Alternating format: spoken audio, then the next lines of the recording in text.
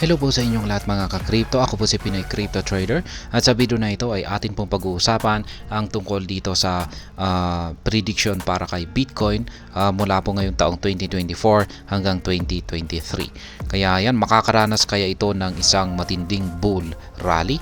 Yan po ang ating aalamin sa video na ito. Pero bago po tayo magpatuloy ay nais ko lamang po munang bigyang linaw ang aking disclaimer kung saan ang nilalaman po ng video na ito ay hindi po ito isang financial advice. For education and information purposes lamang po ang layunin nito. Maliban po dito ay nais ko na rin pong magbigay babala na wala pong kahit anumang group chat ang Pinoy Crypto Trader. At ayan, diretso na po tayo sa inilabas na price prediction dito.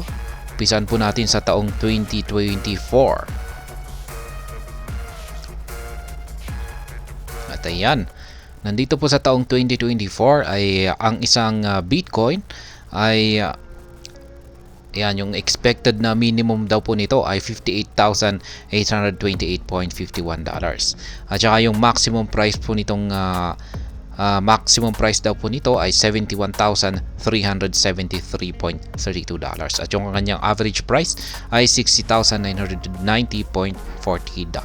Pero ayan, nahigitan na po niya yung itong maximum price na ito kasi umabot na po siya ng around 73k. Ayan. Pagsapit naman po ng taong 2025 ay makakamit naman daw po ni Bitcoin ang minimum price na $83,023.53. Yung kanyang maximum price ay aabot na po siya sa $104,164.06. At yung kanyang average price ay $86,073.05. Yan, dito naman po tayo sa taong 2026. Pagsapit po ng taong 2026, ang kanyang minimum price ay $123,227.79. At ang kanyang maximum price ay $145,360.74.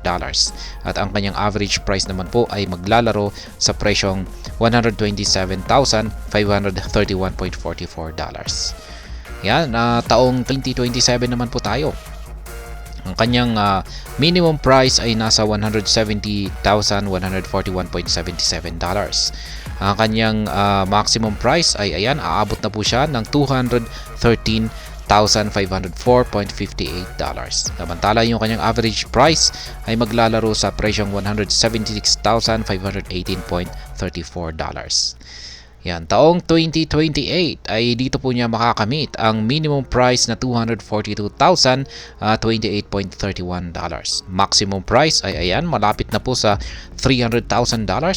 Ito ay nasa $291,244.07. At ang kanyang average price ay maglalaro sa $249,089.04. Ayan, dito naman po tayo sa taong 2029 na. Ito po ay magkakaroon ng minimum price na ayan, 300 na po, 300k, $339,040.77. At ang kanyang maximum price naman po ay nasa ayan, aabot na po ng $416,401.30. At yung kanyang average price naman po ay maglalaro sa $351,495.22. Ayan, 2030. Ito naman po ay maglalaro sa minimum price. Yan, minimum price na $477,127.53. Maximum price ay 500 na, kalahating milyon na. $590,158.57. At ang average price naman po niya ay nasa $491,187.34. Ayan, 2031 na tayo. Ito ay magkakaroon ng minimum price na $668,566.27. Maximum price ay ayan, malapit na sa $1,814,116.30. At yung kanyang average price naman po ay nasa $693,125.64. Ayan, 2032 na. Ang kanyang magiging minimum price ay ayan na po, 1 million. Yan, dito na po mahihit ni Bitcoin ang kanyang yan sa taong ito, 2032. Dito po niya mahihit ang 1 million na presyo. Ayan, yan po yung kanyang minimum price. nasa 1,294,49 dollars. Yung kanyang maximum price ay 1,169,615.41 dollars.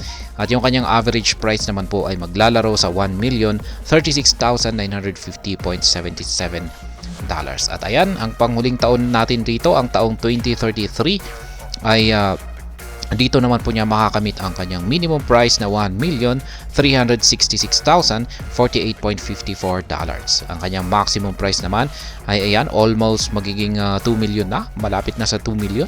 Yan po ay nasa 1,707,069.67 dollars. At yung kanyang average price ay maglalaro naman po sa 1,407,526.57 dollars. Kaya yan ang mga prediction dito na inilabas ni Cryptopolitan dito kay Bitcoin mula ngayong taong 2024 hanggang taong 2033.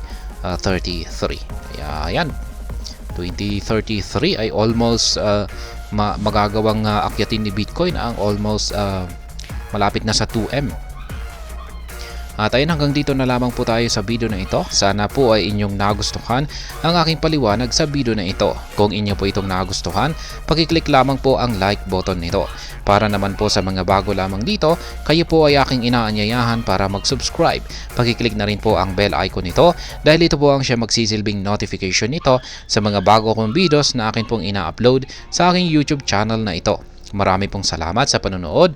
Ingat po tayo lagi at God bless po sa ating lahat.